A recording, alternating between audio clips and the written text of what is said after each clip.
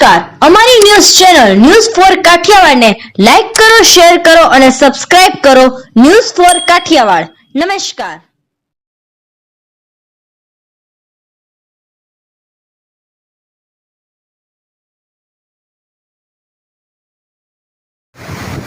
ગિરનારની તળેટીમાં ઇન્દ્રેશ્વર મહાદેવ પાસે જંગલો વચ્ચે આવેલ જૂનાગઢનો Hasnapur dam water conservation project અંતર્ગત વોટર ક્રેડિટ મેળવનાર એશિયામાં પ્રથમ.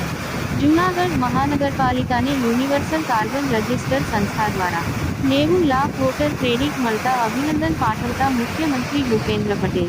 હસનાપુર ડેમનો વિસ્તાર 8.8 ચોરસ માઇલ, પાણીની કુલ સંગ્રહ ક્ષમતા 296.76 MCFD. હસનાપુર ડેમ પ્રોજેક્ટ થકી 100 વોટર ક્રેડિટના વેચાણથી રૂ. 25,000ની પ્રારંભિક આવક.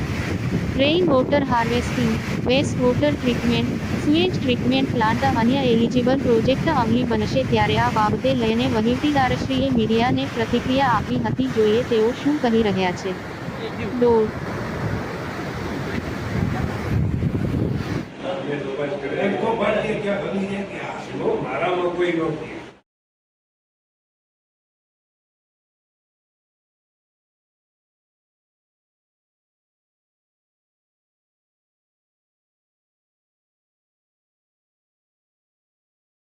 વર્ષોથી water conservation, rain water harvesting અને પાણીની કેવી રીતે બચત થાય આને માટે જુદા જુદા પ્રયત્નો કરવામાં આવતા હતા.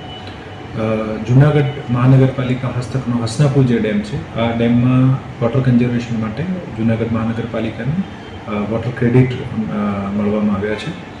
જૂનાગઢ મહાનગરપાલિકા એશિયાની પ્રથમ મહાનગરપાલિકા બની છે જે વોટર ક્રેડિટ મેળવ્યા પછી વોટર ક્રેડિટમાં ટ્રેડ કર્યું છે. મેંગો ઓર્ચાર્ડ ફાર્મ વડોદરા સાથે અમે 1000 વોટર ક્રેડિટમાં ₹25,000 માટે ટ્રેડ કર્યું છે અને ભવિષ્યમાં જ્યારે પણ આનું ઓનલાઈન ટ્રેડિંગ પ્લેટફોર્મ થશે ત્યારે જૂનાગઢ આ પોતાના ટ્રેડનો વેચાણ કરી શકે છે અને આનામાંથી જે રકમ મળશે આ રકમને વોટર કન્ઝર્વેશન અથવા વેસ્ટ વોટર રીયુઝ અને રેઇન વોટર હાર્વેસ્ટિંગ તથા જુદા જુદા બીજા આયામોથી પણ જે આપણા જલ સ્તર છે એને વધારી શકે છે અને વોટર ક્રેડિટ માટે વધુ કામ કરી શકશે. સર, આના માટે કોઈ વિશેષ કંઈ કાર્યવાહી કરવામાં આવે કોર્પોરેશન તરફથી?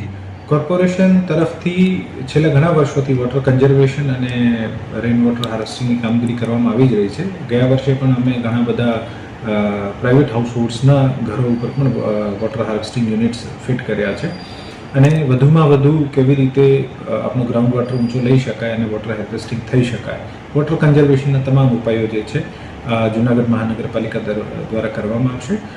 ભવિષ્યમાં પણ જે આપણા એસટીપીમાંથી જે વોટર ડિસ્ચાર્જ થાય છે આ વેસ્ટ વોટરને કેવી રીતે રીયુઝ કરી શકાય આને માટે પણ અત્યારે પ્લાનિંગ ચાલુ છે અને ભવિષ્યમાં સરકારની મંજૂરી પછી આ જે પ્રોજેક્ટ છે આ પણ લોન્ચ કરવામાં આવશે.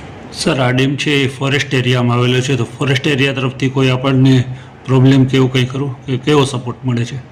નહીં, આ ડેમ ખરેખર જૂનાગઢ મહાનગરપાલિકાના પાણીના માટે છે. તો આ વિસ્તાર ભલે ફોરેસ્ટ એરિયામાં આવતો હોય, આ ડેમમાં જેટલી પણ થર્ડ પાર્ટી ઇન્સ્પેક્શન થયું છે અને જેટલી પણ ટેકનિકલ રિપોર્ટ્સ થઈ છે આ રિપોર્ટ્સ જૂનાગઢ મહાનગરપાલિકાના અધિકાર ક્ષેત્રમાં જ આવતી હોય. અમે ત્યાં નવું કોઈ ખોદકામ કે એવું કંઈ નથી કરતા, એવી રીતે ફોરેસ્ટના કોઈ પ્રશ્ન નથી બનતા, પરંતુ આ ડેમની ખૂબ સઘન ચકાસણી થઈને થર્ડ પાર્ટી દ્વારા આ ક્રેડિટ જે છે અપ્રૂવ કરવામાં આવે.